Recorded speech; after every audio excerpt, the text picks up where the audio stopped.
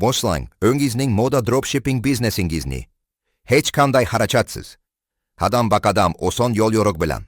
Birinchidan, pastga aylantiring va bepul Shopify hisobini ochish tugmasini bosing. Elektron pochta manzilingizni kiriting va bepul boshlashni tanlang.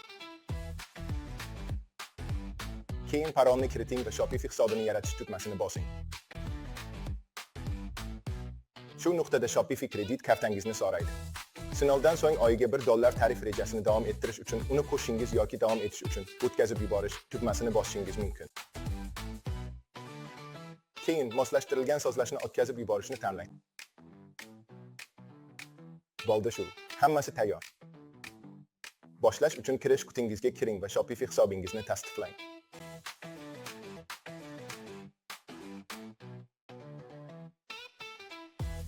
Birinchidan, pastga aylantiring va Trendy Fashion Shippingni o'rnatishni bosing. Elektron pochta manzilingizni kiriting va bepul ro'yxatdan o'tish tugmasini bosing. Elektron pochtangizga yuborilgan tasdiqlash kodidan nusxa oling va uni Trendy'ga joylashtiring.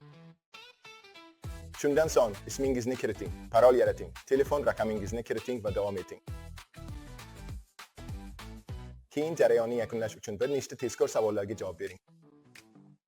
Hisobingizga kirganingizdan so'ng obuna rejasini bosing.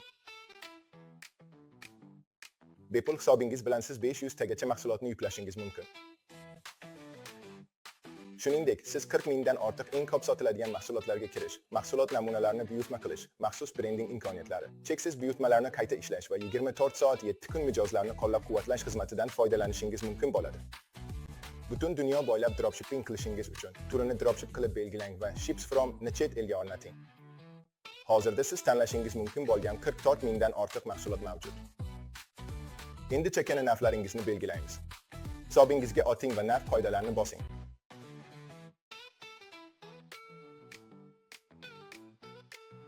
Sotish narxini tort multiplikatoriga sozlang. Bu sizga har qanday qo'shimcha yuk tashish xarajatlarini va oylik reklama xarajatlaringizni qoplash uchun yetarli foyda beradi. Taqqoslash narxini 8 multiplikatoriga o'rnating. Bu tugagach saqlash tugmasini bosing. Endi siz jo'natishingiz mumkin bo'lgan mamlakatlarni ko'rib chiqaylik. Avstraliya, Kanada, Fransiya, Germaniya, Italiya, Yaponiya, Lyuksemburg, Niderlandiya, Yangi Zelandiya, Portugaliya, Saudiya Arabistoni, Singapur, Ispaniya, Shvetsiya, Birlashgan Arab Amirliklari, Buyuk Britaniya va AQSh kabi 40 dan ortiq yo'nalishlar qo'llab-quvvatlanadi. Tariflar va qayta ishlash vaqtlari bilan birga barcha yuk manzillari ko'rsatilgan sahifani tekshiring. Keyin mahsulot toifalarini ko'rib chiqing. Eng mashhurlari orasida ayollar, erkaklar, sotuvlar.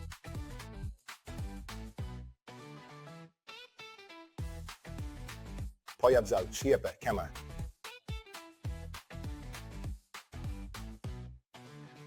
Bolalar va sumkalar. Mahsulotlarni qo'shishdan oldin do'koningiz tartibli bo'lishi uchun to'plamlar yarating. Mahsulotlar kolleksiyalariga oting va yo'lda yangi to'plamlarni qo'shing. Sotish. Ayollar, erkaklar, bolalar, shlyapalar, kamarlar, suzish kiyimlari, poyabzal va sumkalar. Endi ba'zi mahsulotlarni qo'shamiz. Savdo toifasidan boshlang. Mahsulotlarni narxi bo'yicha pastdan yuqoriga saralang. Yaxshi narxda mahsulotni tanlang. Masalan, bu yuk tashish narxi atiga $5, musib esa $18.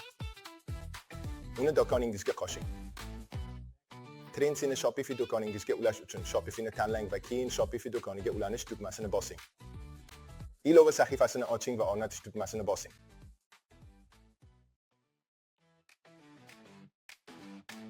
Shopify do'koningiz endi Trendy bilan muvaffaqiyatli ulandi.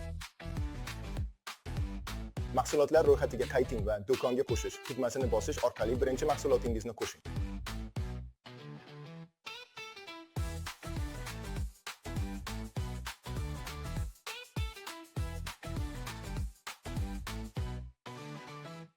Mahsulotlarni qo'shishni davom eting. Yana sotish toifasidan boshlab va pastdan yuqoriga qarab saralash. Daromad uchun yetarli marjaga ega bo'lishingizga ishonch hosil qilish uchun har doim tushirish narxini ham, sotish narxini ham 2 marta tekshiring. Import qilingan har bir mahsulotni Shopify do'koningizdagi tegishli kolleksiyaga belgilashni unutmang.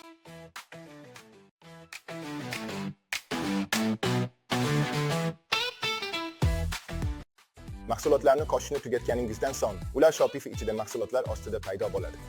Bu yerda qo'shimcha hech narsa qilishingiz shart emas, chunki barcha fotosuratlar, tavsiflar, narxlar va inventar allaqachon import qilingan. Trendsy va Shopify integratsiyasi tufayli do'koningiz avtomatik tarzda sinxron holatda qoladi. Bu esa inventar, narxlar, tavsiflar, variantlar yoki buyurtmalar uchun qolda yangilashlar qilish shart emasligini anglatadi. Endi esa ilgari yaratgan kolleksiyalaringiz asosida do'koningiz uchun menyularni sozlaymiz.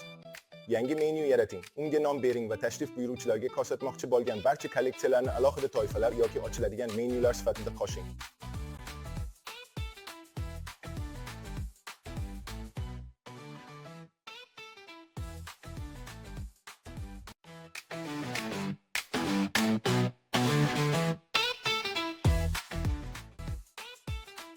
Keyin bozorlarni oching va siz jo'natmoqchi bo'lgan barcha mamlakatlarni o'z ichiga oladigan yangi bozor yarating.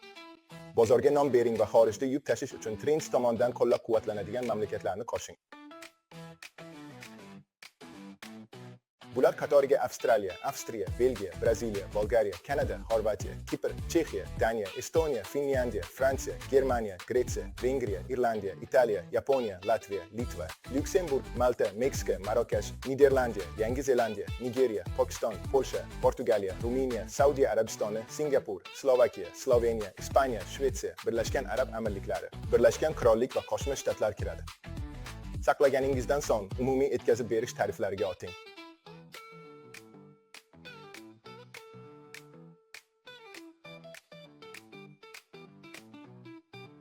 Trendsy ilovasi yonidagi tariflarni qo'shish tugmasini bosing. Yuk tashish hududingizga nom bering. Qo'shgan barcha mamlakatlarni bozor sifatida kiriting va $5.19 miqdorida tarifni o'rnating. Bu ko'pchilik buyurtmalarni qoplash kerak. Yetkazib berish qimmatroq bo'lgan bir nechtasi uchun siz hali ham yetarli marjaga ega bo'lasiz, chunki biz tort narxlash multiplikatorini o'rnatdik. Agar siz ma'lum bir savat summasidan oshgan xaridlar uchun bepul yetkazib berishni taklif qilmoqchi bo'lsangiz, yana tarif qo'shish tugmasini bosing. Shartli narxlashni tanlang va qoidalaringizni belgilang. Bepul yetkazib berish odatda yangi mijozlarni jalb qilishning ajoyib usuli hisoblanadi. Endi to'lovlarni faollashtiraylik. Sozlamalarga so'ngra to'lovlar bo'limiga o'ting va Shopify Payments'ni yoqing.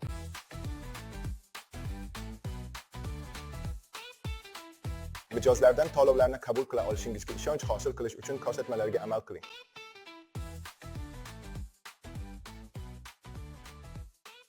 To'lov sahifasi sozlamalarida mijozning to'lov ismi, ism va familiyasi hamda telefon raqamini majburiy maydonlab qilib belgilang. Telefon raqami yetkazib berish maqsadlarida ayniqsa muhimdir.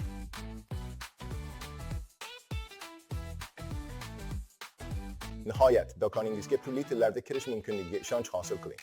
Ilovalarga o'ting va translatorni qidiring. Ilovani o'rnating va qo'llab-quvvatlamoqchi bo'lgan tillarni tekshiring.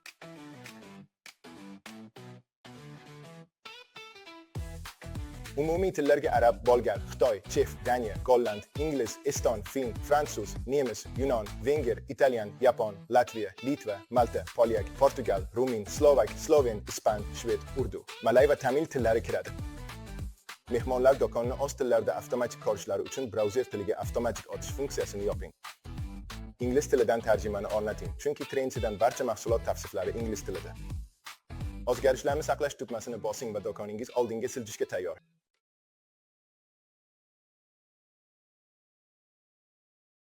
Uchinchi bosqichga pastga aylantiring va bepul moslashtirilgan mavzuni yaratish tugmasini bosing.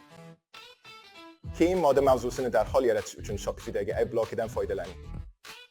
Kirish maydoniga qisqacha tavsifni kiriting va keyin mavzularni yaratish tugmasini bosing. Mavzular paydo bo'lgach, variantlaringizni ko'rib chiqing va uslubingizga mos keladiganini nashr qiling. Endi uni moslashtiramiz. Yuqori bannerni bosing va matnni yangilang. Masalan, $100 dan ortiq buyurtmalar uchun bepul yetkazib berish. Keyin menyuni oching va uni oldingi bosqichda yaratganimiz bilan almashtiring.